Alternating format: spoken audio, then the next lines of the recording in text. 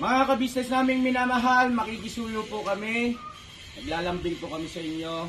Kung maaari po sana ay pakisuportahan natin Analisa Reality Vlog.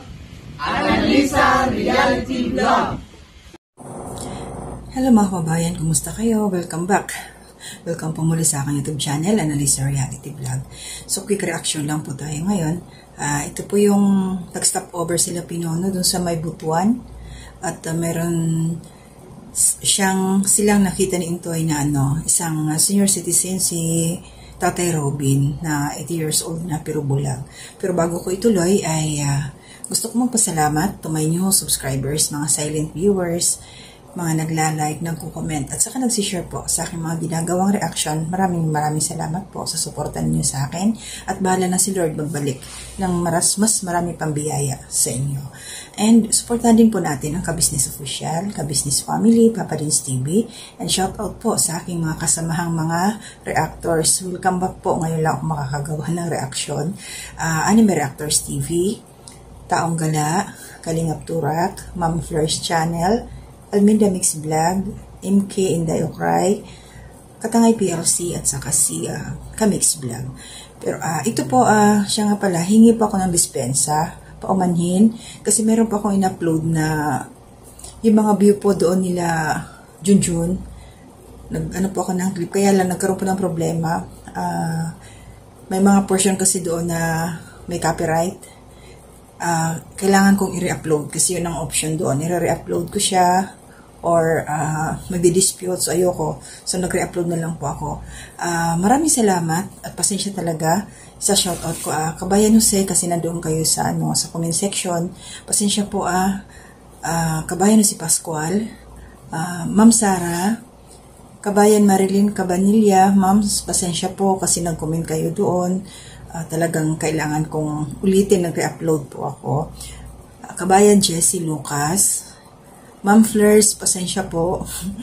Ate M. Scords, and Ate Marilyn, pasensya po kasi nakakomment na kayo doon. And ang views po is nasa 79 views. Sorry po doon sa mga nakapanood na kailangan ko talagang palitan. Yun pa rin naman, kaya lang yung background music, inayos ko lang po. Tsaka may mga, ayun, na-mute ko lang yung ibang portion. So, yun. So, ito na. Punta na tayo sa aking reaction. So, dito ko yung yun nga, inabangan ni Pinono Kabisnes si Tatay. Kasi nakita niya na nandun nakaupo sa gilid. So, ayun niya kay Pinono Kabisnes, yung lugar pala na yun ay CR. At inantay nila kasi nakita nga ni Intoy na may kasama na pumasok sa loob ng banyo. So, paglabas ng babae, hinayaan mo na ni Pinono Kabisnes, din sinundan. At ayun, nagpakilala nga sila. Tapos yung purpose, kasi napansin ng babae yung yung camera. So pinaliwanag ni Pinono Kabisnes. At tinanong nga niya ito kung sino yung pangalan. So yung pangalan ng babae na kasama ni Lolo ay si Ate Carmelita. Yun. Kinanta pa nga ni Pinono yun eh. Then yung si Lolo or si Tatay Robin. And sayang kasi alam naman natin yung purpose ni Pinono na gusto niya talagang makatulong doon. At ito nga in-open up niya na pinaliwanag naman niya lahat-lahat eh. Tinanong kung saan yung taga-saan sila. Tapos kung magkaano-ano. So yung una, sabi ng babae ni Ate Carmelita na siya, tatay daw niya. Tapos, pamangkin pala siya. Mas bandang huli pamangkin. At ito si Tatay Robin, walang matandang binata. Yun in short. At nakakapanghinayang kasi gusto yung ni Pinono na matulungan. Parang hindi consistent yung sinasabi ni Ate Carmelita. Kahit ako, nararamdaman ko parang, sorry ate kung mapapanood mo to. Alam ko, naintindihan din kita kasi nga syempre sila Pinono Kabisnes. Siguro unang alam mo naman na dayo lang sila kasi sinabi naman taga-Caloocan. So yung tiwala mo din siguro, nagdadalawang isip ka. Pero nagpakilala naman at saka may camera. Pero yung dito kay Ate Carmelita na paiba-iba nga yung sinasabi niya, kung parang hindi niya madiretso kung taga saan talaga sila. Kasi kung wala kang inililihim. Pasensya, Ate Carmelita, ha? Wala kang tinatago, wala kang pinoprotektahan. Diretso kang sasagot eh. Yung tanong lang ni Pinono, saan kayo nakatira? Gaano kalayo? Yung, kung alam mo, yung gaano kalayo, masasabi mo kaagad yung kung ilang oras, kung isang oras ang biyahe, 30 minutes ang biyahe, masasabi mo yung kaagad eh. Kung wala kang ibang iniisip, siguro baka mayroon pa silang ibang kasama na hindi bulag. Diba? So, yun nga, inoffer nga ni Pinono na gusto nga niyang ihatid sila para makita yung kung saan nakatira talaga si Tatay Robin, kung sino yung nag-aalaga sa kanila. Kasi dito nagdalawang isip na ako eh, parang nagduda na ako. Kasi tinanong ni Pinono rito, sino yung kasama ni Tatay doon sa bahay nila? Sino yung nag-aalaga? Ang sagot ni Ate Carmelita, marami naman daw tumitingin doon. Sabi ko, maraming tumitingin. Pero sabi niya, ni Ate Carmelita na magkatabi lang sila ng bahay. Marami daw mga kaibigan doon si Tatay Robin. Sabi ko, parang ang gulo, diba? Ang gulo.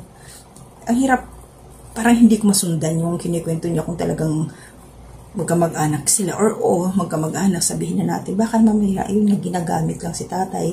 Kasi tingnan nyo, 80 years old na, bakit pinapamalimos pa nila, diba? Ang laki ng katawan ng kasama, yung pamangkin. Di ba nila kayang buhayin yung matanda? Kung tinalang ang kain yan, di ba?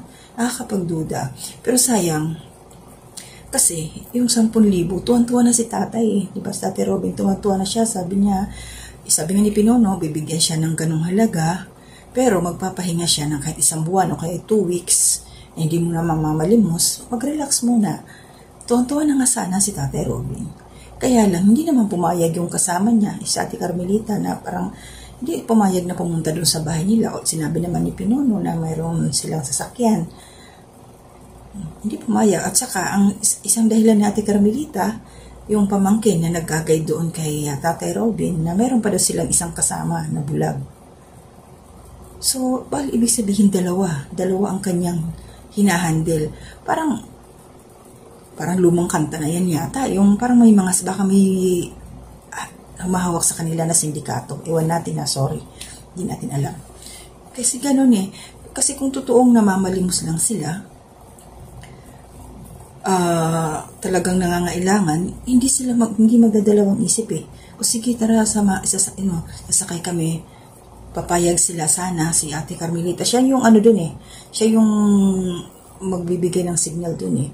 Kung pumayag lang siya na pumunta dun sila Pinono, di sana talagang nakita yung sitwasyon, nakita natin. At tama lang na kung sakali man, doon ibinigay ni Pinono yung pera. Kasi nga mahirap eh.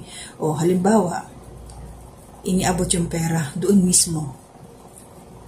Kung saan sila, 10,000. Sigurado ba tayo na ang makikinabang si Lolo Robin? Diba? Hindi naman siya nakakakita. Diba? Pero kahit pa paano, nandun pa rin, nagbigay si kasi may pinasundo. Sabi nga ni Pinono, puntahan kasi wala siyang dalang pera. Di dumating doon yung team. Sila Mrs. Kabisnes. Tapos nandun yung mga kagwangs. Nandun sila. So, inabutan na lang, hindi na yung 10,000. Kaya sayang. Siguro yung aral dito, maging tapat ka lang talaga. Yun ang number 1 dito. Pag tinanong ka, diretsuhin mo. Kasi ang pakilala naman, depende kasi alam natin kakabahan tayo. Pero makikita, mararamdaman natin yung instinct. Kung yung kausap mo ay legit ba? Kung kausap mo ay manluloko ba? Kasi kung manluloko, iba yung pakiramdam mo, kakabahan ka. Pero kung katulad ng Laka Business, pakilala naman nga, di ba? May camera pa. So walang panluloko yun.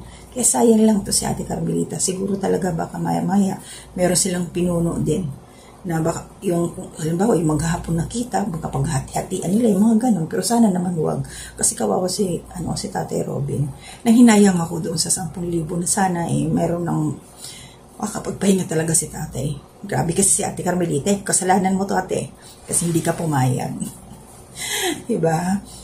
So, yun lang, no? Sana magkaroon tayo ng aral doon sa mga nangyari na yon, na talaga katapatan lang na pag tinanong ka, huwag kang mag-hesitate na sumagot ng tama, consistent ka sa sinasabi mo, huwag kang magpabago-bago kung ano yung binigkas mo sa una. Basta kasi kung tapat ka, kahit balik-balik ta rin talaga, lalabas yung katapatan ng kasagutan mo ba? Ganun lang naman talaga yun. Sayang, gusto yun man talaga ni Pinono, hindi pwede kasi tama lang talaga kasi tama yung sinabi ni Pinono, proteksyonan din niya yung taong tutulungan. Mamaya ma-hold up, may mangyari pa sa matanda. Diba? Di konsensya nga talaga naman ni Pinono. Although Pinono, awag ka ng doon na okay na yun, kumbaga, siguro, gusto man niyang tulungan talaga, wala silang magawa kasi yun nga ay nangyari.